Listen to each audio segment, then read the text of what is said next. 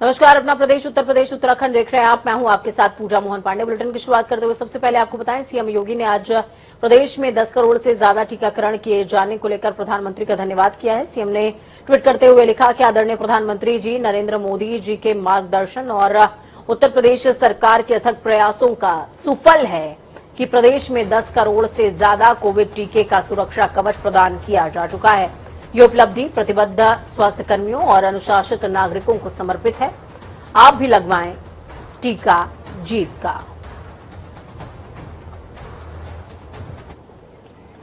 वहीं दूसरी तरफ पंडित दीनदयाल उपाध्याय की जयंती पर मुख्यमंत्री योगी आदित्यनाथ ने गोरखपुर विश्वविद्यालय स्थित उनकी प्रतिमा पर पुष्पांजलि अर्पित करते हुए उन्हें भावभीनी श्रद्धांजलि दी है। इस मौके पर मुख्यमंत्री ने कहा, समाज के अंतिम पायदान पर खड़े व्यक्ति के कल्याण के लिए पंडित दीनदयाल उपाध्याय ने अंत्योदय का जो सपना देखा था, विगत 7 वर्षों से वो प्रधानमंत्री नरेंद्र मोदी के नेतृत्व में साकार हो रहा है। सीएम योगी ने कहा, पंडित उपाध्याय का स्पष्ट मत था, हमारी योजनाओं का आधार समाज के संपन्न नहीं, अंतिम पायदान का व्यक्ति होना चाहिए। आज उनका ये सपना साकार हो रहा है।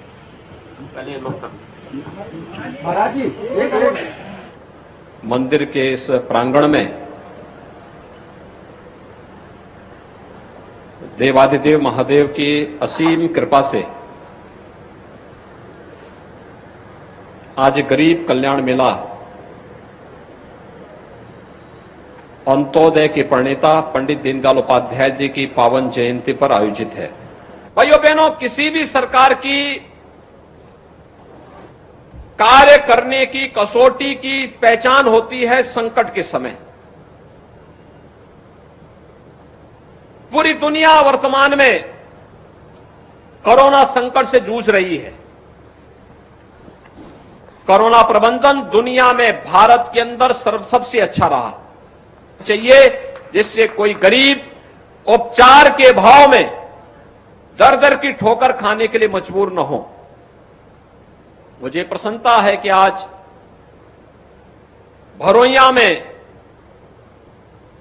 बाबा पित्तेश्वर नाथ धाम में गुरु गोरखनाथ विद्यापीठ के इस प्रांगण में यह भव्य मेला लग रहा है। भरोइया विकास खंड के आप सभी नागरिक इस योजना का लाभ लेंगे, इस विश्वास के साथ मैं यहां के जनप्रतिनिधियों को हृदय से धन्यवाद देता हूं। आप सबके प्रति अपनी शुभकामनाएं देता हूं। वही पंडित दीनदयाल उपाध्याय की जयंती आज देश के कई हिस्सों में मनाई जा रही है। लखनऊ में भी एक कार्यक्रम का आयोजन किया गया। इस कार्यक्रम में बीजेपी के प्रदेश अध्यक्ष स्वतंत्र देव सिंह और बीजेपी प्रदेश प्रभारी राधा मोहन सिंह भी शामिल हुए। स्वतंत्र देव सिंह ने कहा, पार्टी में कार्यकर्ता कैसे बनता है ये पंडित दीनदयाल उपाध्याय, श्यामा चरण मुखर्जी और पूर्व प्रधानमंत्री अटल बिहारी वाजपेयी ने बताया। तो वहीं राधा मोहन ने यह भी कहा कि पंडित दीनदयाल उपाध्याय का सपना आज साकार हो रहा है।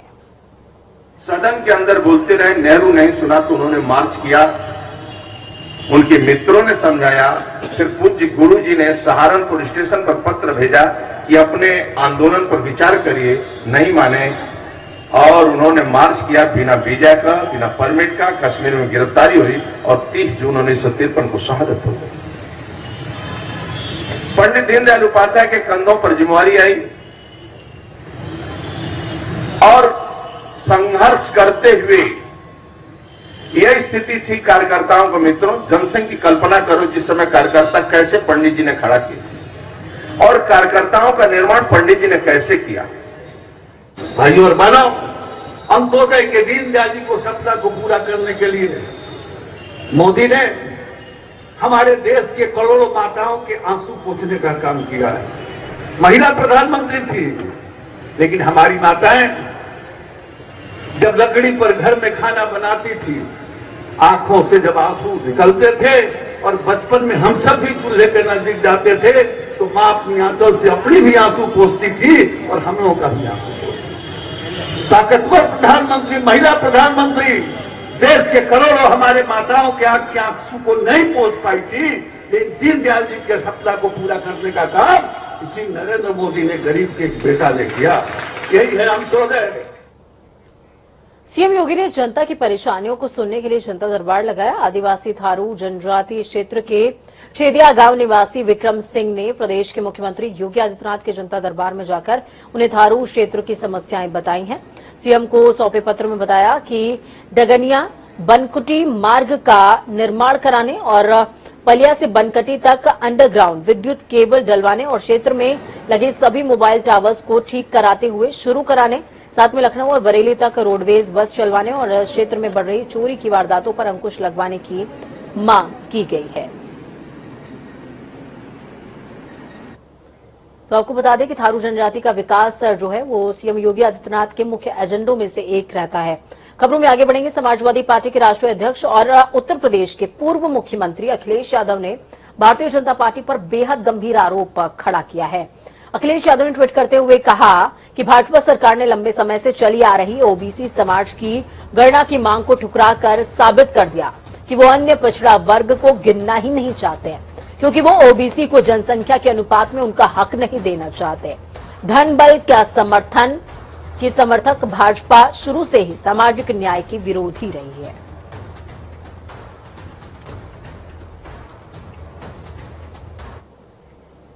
तो वहीं यूपी में होने वाले विधानसभा चुनावों की रण में ऑल इंडिया मजलिसे इत्तेहादुल मुस्लिमीन पूरा दमखम दिखा रही है। एआईएमआईएम विरोधी दलों को कड़ी टक्कर देने के लिए अपनी तैयारी भी कर रही है।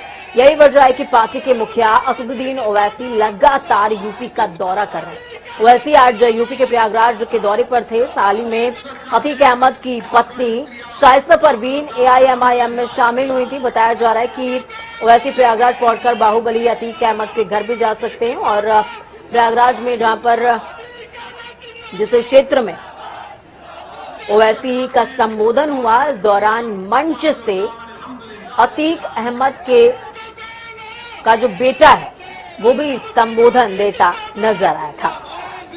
चलिए ग्राउंड जीरो का रुख करते हैं। आनंद हमारे साथ में जुड़े हुए हैं। आनंद, क्या कुछ अपडेट है ग्राउंड जीरो से?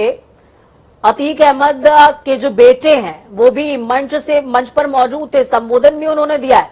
आनंद जी देखिए पूजा, प्रयागराज का मस्जिद इस्लामिया कॉलेज है जहां पर ओवैसी साहब ने आज अपनी जनसभा की है, जिसमें भारी संख्या में लोगों ने हिस्सा लिया। सबसे खास बात ये रही कि इसी मंच से साबरमती जेल में बंद अतीक अहमद के जेल से लिखे गए लेटर को पढ़ा गया, जिसको लेटर के पढ़ते समय उनकी पत्नी शाइस्ता परवीन की आंखें नम हो गई। फिर उस लेटर को ओवैसी साहब ने पढ़ा तो पूरी सहानुभूति के साथ ओवैसी साहब ने अतीक के परिवार को अपने मंच से ही अपना समर्थन दिया है और उनको कहा, उनसे अपील की है प्रयागराज के लोगों से कि इस पूरे परिवार को, चाहे अतीक साहब हो, चाहे शाइस्ता परवीन हो, चाहे उनके भाई हो, ज्यादा से ज्यादा से मतों से जिताने की अपील की है। इसके अलावा ओवैसी साहब ने कई और मुद्दों पर प्रदेश और केंद्र सरकार ठीक है। आनंद, अभी मैं आपसे जो क्षेत्र का गणित है वो समझना चाहूंगी।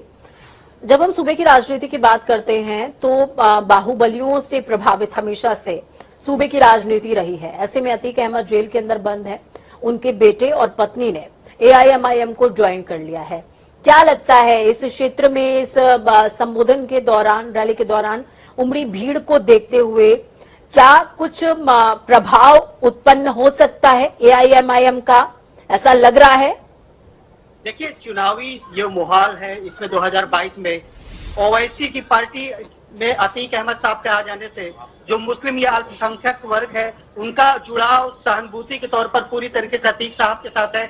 इस पूरे चुनाव में इस बार थोड़ा सा समाजवादी पार्टी, बीएसपी और कांग्रेस को मुस्लिमों को वोट नहीं मिलने की संभावना है, क्योंकि अतीक साहब के आ जाने से मुस्लिम वर्ग की पूरी सहानुभूति, क्योंकि अतीक से बाहुबली अतीक अहमद के खिलाफ प्रदेश सरकार ने एक बड़ी कार्रवाई करते हुए उनके घर गिराया, इसको लेकर काफी सहानुभूति है। और इस बार चुनाव में अतीक साहब ने प्रयागराज से 3 सीटें मांगी है, शहर दक्षिणी, शहर पश्चिमी और फाफागांव। यानी उनकी पत्नी अतीक साहब स्वयं और उनके अशरफ साहब उनके भाई है, वो खुद चुनावी मैदान में लड़ना चाहते हैं। तो ये पूरी चुनावी ताना बाना आज ओवैसी साहब ने प्रयागराज से अतीक के परिवार को सपोर्ट कर बुन दिया है। अब देखने वाली बात ये होगी, ये चुनावी जो ठीक है, ये मंच से संबोधन की बात हो गई, मंच से संबोधन की बात हो गई आनंद राज। लेकिन ग्राउंड जीरो पर अगर हम बात करें, जिन तमाम 3 सीटों का जिक्र आपने किया है कि इन 3 सीटों को मांगा है अतीक अहमद के परिवार वालों ने और ये इच्छा जाहिर करी है कि हम खुद चुनाव लड़ना चाहते हैं, क्या एआईएमआईएम ने खुद से कोई सर्वे करवाया है या उनकी सीटें जो है वो शिफ्ट करी जा सकती हैं, किसी और क्षेत्रों से उन्हें चुनाव लड़ाया जा सकता है, या फिर इन क्षेत्रों में इनका प्रभाव नजर आता है, अतीक अहमद का प्रभाव नजर आता है, जिसका बेनिफिट मिल सकता है एआईएमआईएम को? जी बिल्कुल, देखिए अतीक साहब के 3 सीटों पे बहुत अच्छी पैठ है। एक तो शहर पश्चिमी दक्षिणी, दरअसल दक्षिणी पश्चिमी का कुछ परिसीमन जो मुस्लिम वर्ग से जुड़ा हुआ था वो दक्षिणी में शामिल हो गया। तो मुस्लिम वर्ग का अच्छा वोटर दक्षिणी में नजर आता है, पश्चिमी में भी मुस्लिम वर्गों का अच्छा सिंपैथी है। उसके अलावा फूलपुर की बात करें तो वहां पर भी जो चुनावी मुस्लिम वर्ग है वहां वोट बैंक अच्छा है। तो अतीक साहब ने ये 3 सीटें चुनी है जहां पर मुस्लिम वर्ग की अच्छी पैठ है, और संभवतः अगर अच्छा चुनाव लड़ा, दूसरे लोगों का कुछ सपोर्ट मिल गया तो एक अच्छी जीत भी दर्ज कर सकते हैं। हालांकि बीजेपी का ये कहना है या और दलों के लोगों का ये कहना है तो ओवैसी साहब की पार्टी है वो बीजेपी को फायदा देने के लिए आई है। हालांकि अब इस चुनावी बुकुल से आज की एक बात तय हो गया है, मुस्लिम वोटर का जो मूड है वो सपा से खसक कर एआईएमआई यानी ओवैसी साहब की तरफ जाता नजर आ रहा है, खासकर प्रयागराज में। ठीक है, बहुत शुक्रिया आनंद हमारे साथ जुड़ने के लिए और बेहतरीन जानकारी साझा करने के लिए। ग्राउंड जीरो से अपना बहुत ख्याल रखिए। खबरों में आगे बढ़ेंगे। प्रयागराज में राज्यसभा सांसद संजय सिंह ने सर्किट हाउस में प्रेस कॉन्फ्रेंस करी, जिसमें संजय सिंह ने कहा कि आम आदमी पार्टी सरकार बनने पर उत्तर प्रदेश में भी दिल्ली मॉडल लागू करेगी और पूरी जनता को 300 यूनिट बिजली फ्री दी जाएगी। और साथ में उन्होंने ये भी कहा कि आने वाले 2022 विधानसभा चुनावों में आम आदमी पार्टी पूरी मजबूती के साथ चुनाव लड़ेगी और पूर्ण बहुमत के साथ सरकार भी बनाएगी। वहीं इस दौरान उन्होंने बीजेपी पर जमकर हमला भी बोला और कहा बीजेपी को जनता से माफी मांगनी चाहिए। आम आदमी पार्टी इस मुद्दे के प्रति पूरी तरह से प्रतिबद्ध है और हम लोग पूरे प्रदेश में फ्री बिजली को लेकर यात्राएं करेंगे, अभियान चलाएंगे, जिसकी एक शुरुआत 5 अक्टूबर को प्रयागराज से, इसी धरती से हम लोग करेंगे। 75 साल की आजादी के बाद हम लोग 24 घंटे बिजली के लिए तरस रहे हैं। यानी मंत्री भी अपने बयान में आलोचना करने के बाद खुद ही बता रहे हैं हम तो गांव में 18 घंटे बिजली दे रहे हैं। साहब क्यों 18 घंटे दे रहे हैं, 24 घंटे क्यों नहीं दे रहे हैं आप? पहली बात। और 18 घंटे आप कह रहे हैं 8 घंटे भी नहीं दे रहे हैं, सच्चाई ये है जमीन की। तो फ्री बिजली, 24 घंटे बिजली, पुराने बकाया माफ के फैसले से सूर्य प्रताप शाही जी ने उत्तर प्रदेश की जनता को जो मुफ्तखोर और लालची कहा है, उसके लिए आदित्यनाथ जी को, सूर्य प्रताप शाही जी को प्रदेश की जनता से माफी मांगनी चाहिए। तो वहीं दूसरी तरफ सांगीपुर ब्लॉक सभागार में गरीब कल्याण योजना कार्यक्रम का आयोजन हुआ था, जहां पर कांग्रेसी और साथ में भाजपाई आपस में भिड़ गए। कांग्रेस के पूर्व सांसद प्रमोद तिवारी और सांसद संगम लाल गुप्ता के समर्थकों में जमकर जूतम पैजाब हुआ है, जिसके बाद सांसद संगम लाल गुप्ता वहां से रफू चक्कर हो गए, भाग निकले। वायरल वीडियो में सुरक्षाकर्मी ने जान बचाकर भागते भी आप देख सकते हैं, सुरक्षाकर्मी किस तरीके से जान बचाकर भागे। तस्वीरें देखिए, तस्वीरों में जब तमाम कार्यकर्ता हैं पार्टी के वो आमने सामने हुए तो नजारा क्या रहा। प्रतापगढ़ की ये तस्वीरें आपको दिखा रहे हैं। BJP versus Congress equals to जूतम पैजा। जान बचाकर सुरक्षाकर्मी भागते नजर आए।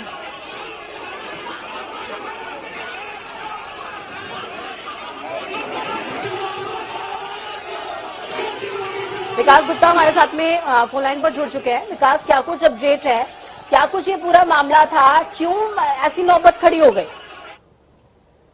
जी बिल्कुल, आपको बताना चाहेंगे गरीब कल्याण दिवस का जो है कार्यक्रम चल रहा था। ये सांगीपुर के ब्लॉक परिषद में चल रहा था कार्यक्रम जो है, जिस कार्यक्रम के दौरान जो है कांग्रेस के वरिष्ठ नेता प्रमोद तिवारी जी जो है कार्यक्रम में सम्मिलित थे पहले से ही, और उसके बाद जो है कांग्रेस भाजपा के जो है सांसद संगम लाल गुप्ता का जो है कार्यक्रम लगा हुआ था, लेकिन उसके बाद लगा हुआ था इनका कार्यक्रम, उसके पहले ही ये पहुंच जाते हैं, जिसकी वजह से जब कार्यक्रम में पहुंचते हैं, शिरकत करते हैं, उसके बाद ही भाजपा के कार्यकर्ता द्वारा जो है नारेबाजी की जाती है और वहीं पर जो है कांग्रेस के भी कार्यकर्ता मौजूद रहते हैं। कांग्रेस के कार्यकर्ता भी जो है नारेबाजी करते हैं, जिसको लेकर झड़प हो जाती है। लेकिन विकास, अभी तक क्या कोई कार्रवाई हुई है क्या? क्योंकि इसमें कार्यकर्ता जो है वो काफी ज्यादा अभद्रता करते नजर आ रहे हैं और कुछ के फेस तो एकदम ज्यादा ही क्लियर है।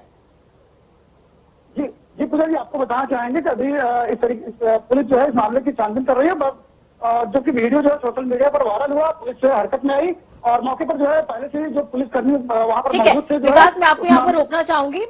एक बयान है वो सुना देते हैं तमाम दर्शकों को कि शायद मामला थोड़ा सा और क्लियर हो जाए उससे। सरकारी प्रोग्राम था और 2 ब्लॉक का प्रोग्राम करके गया और शादीपुर में जैसे ही मैं गया और तुरंत हमने देखा कि जैसे ही मंच में जा रहा था वहाँ पहले से प्लानिंग करके बैठे हुए थे 50-60 लोग और इनका पहले के सब, और इंस्पेक्टर शादीपुर को पटक के मारने लगे। हमने बोला क्या कर रहे थे, तो तुरंत हमारे ऊपर अटैक किए, हमारे सुरक्षा कर्मियों ने किसी तरह से हमारे बचाया, हमें भी चोट लग गई और हमारी गाड़ी को पूरा क्षतिग्रस्त कर दिया, गाड़ी हमारी तोड़ दी गई, दौड़ा के सब कार्यकर्ताओं को मार दिया। तो विकास, बाइट हमने सुनाई है और इसमें ये साफ तौर पर कहते नजर आ रहे हैं कि पहले से कांग्रेसी वहां पर मौजूद थे, प्लानिंग के तहत ये सारी चीजें हुई हैं। साथ में फटे हुए कपड़े तक नजर आ रहे हैं बयान देते समय नेताजी के। जी बिल्कुल पूजा जी, आपको बताना चाहेंगे जिस तरीके से संगम लाल गुप्ता का कार्यक्रम जो लगा हुआ था, लेकिन वो उनका कार्यक्रम लेट लगा हुआ था। कार्यक्रम से पहले पहुंच जाते हैं, जिसकी वजह से भाजपा के कार्यकर्ता द्वारा नारेबाजी की जाती है। नारेबाजी के बाद जो है जब कांग्रेस के कार्यकर्ता नारेबाजी करते हैं, उस दौरान दोनों कार्यकर्ताओं में भिड़ंत हो जाती है। चलिए ठीक है, बहुत शुक्रिया विकास हमारे साथ जुड़ने के लिए, अहम जानकारी ग्राउंड जीरो से साझा करने के लिए। तो देखिए ये नजारा है लोकतंत्र का भी कि जो नेता आपसे अनुशासन में रहने की अपील करेंगे, आपसे वोट डालने की अपील करेंगे, उन नेताओं की तस्वीर देख लीजिए, उनमें इतना संयम भी नहीं है कि अपनी बारी आने का इंतजार कर लें।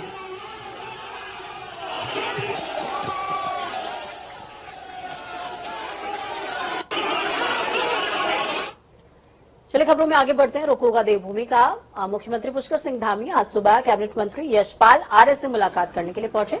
उनके आवास पर यह मुलाकात हुई है। मुलाकात खास क्यों है? क्योंकि सियासी गलियारों में इस मुलाकात के बाद हलचल है। आपको बता दें काफी लंबे समय से इस तरह की चर्चाएं चल रही थी कि मंत्री यशपाल आर्य खुश नहीं है, नाराज है। आज सीएम धामी के बिना किसी तय कार्यक्रम के जब वो पहुंच गए और इन चर्चाओं को और ज्यादा जोर मिल गया, लेकिन सीएम धामी और मंत्री दोनों ने ही किसी भी तरह की नाराजगी ना होने की बात कही है और नाराजगी की बात को सिरे से खारिज भी किया है। अब मुझे तो जानकारी नहीं, मैं नाराज, आपका कहना है कि मैं नाराज था, मैं नाराज क्यों होने लगा? ऐसा मैंने कभी कोई मेरा बयान, कोई मेरी ऐसी कोई बातें कही हो मैंने? मैं तो पार्टी का कार्यकर्ता हूं और जो भी जिम्मेदारी पार्टी द्वारा, सरकार द्वारा दी जाती है उसका निर्वहन करता हूं। कोई नाराजगी वाली बात ही नहीं है। अरे नहीं, ऐसी कोई बात नहीं है। और देखिए वो बहुत आपने उनके स्टेटमेंट देखे होंगे, समय समय पर उनके काम करने का तरीका देखा होगा, कहीं इस प्रकार की कोई बात नहीं है। और पूरी हमारी सरकार जो है मिलजुल कर पूरे प्रदेश के विकास के लिए काम करेगी। पिछले दिनों आपने एक मामला बहुत लंबे समय से चल रहा था बागपुर क्षेत्र का, और 20 गाँवों को वहाँ पर उनका मालिकाना हक मिलने में कुछ दिक्कत हो रही थी। आपने उसको जो सोच से उठाया और सरकार ने उस पर और हमारे अधिकारियों ने उस पर कार्रवाई की है। वो 20 गांव जो है पूरी तरह से उन लोगों को मिल गए। क्या खूब कही नेताजी ने कि कोई क्या कभी बता करके भी नाराज हुआ है। दूसरी तरफ उत्तराखंड में आम आदमी पार्टी की रोजगार गारंटी यात्रा की शुरुआत आज नैनीताल विधानसभा से हुई है।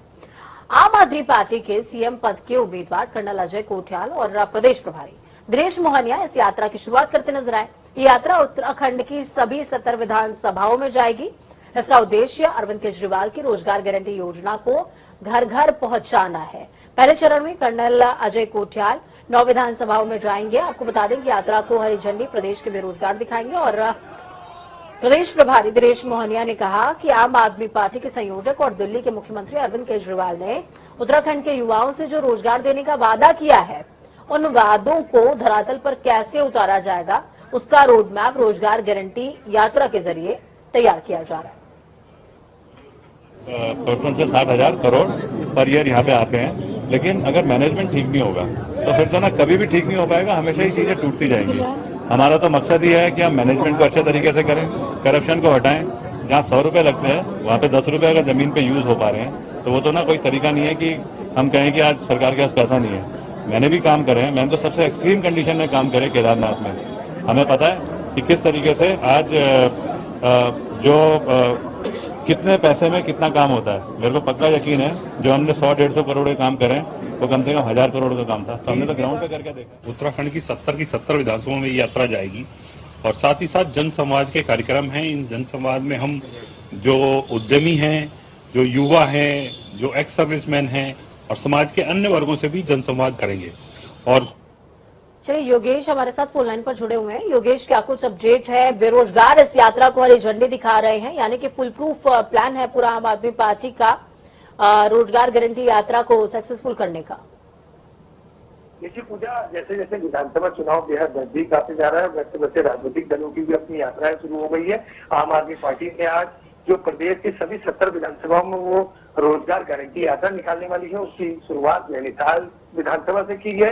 क्योंकि पिछले दिनों जब दिल्ली के मुख्यमंत्री और आप संयोजक अरविंद केजरीवाल हल्द्वानी आए थे, तो उन्होंने यहीं से इसकी शुरुआत की थी। यहीं एक बड़ी घोषणा ये की थी कि अगर आम आदमी पार्टी की सरकार उत्तराखंड के अंदर बनती है तो 1 लाख युवाओं को रोजगार दिया जाएगा। इसके अलावा हर परिवार से एक युवा को जो बेरोजगार है उसको 5000 रुपए बेरोजगारी भत्ता दिया जाएगा। इसके साथ ही आज जो आम आदमी पार्टी के प्रदेश प्रभारी हैं दिनेश मोहनिया, उन्होंने एक बड़ा बयान देते हुए ये कहा कि भाजपा और कांग्रेस के कुछ बड़े नेता हमारे संपर्क में हैं जो जल्द ही आम आदमी पार्टी ज्वाइन कर सकते हैं। ये एक बड़ा बयान उन्होंने आज दिया है। ठीक है, बहुत शुक्रिया योगेश हमारे साथ जुड़ने के लिए, हम जानकारी साझा करने के लिए। कांग्रेस कह रही है बीजेपी के तमाम लोग हमारे संपर्क में हैं, बीजेपी कह रही है कांग्रेस के तमाम लोग हमारे संपर्क में हैं। आम आदमी पार्टी का वक्तव्य है कि बीजेपी कांग्रेस दोनों के तमाम लोग हमारे संपर्क में हैं। अब सोचिए कि कौन किसके संपर्क में है और जनता किसको कैसा आईना दिखाने वाली है। बहुत यहाँ पर छोटे से ब्रेक का है। ब्रेक के उस पार खबरों का सफर लगातार जारी रहेगा। बने रहिए जनता टीवी के साथ, क्योंकि हमें आपकी ताकत, अपना और अपनों का बहुत ज्यादा ख्याल रखेंगे। नमस्कार।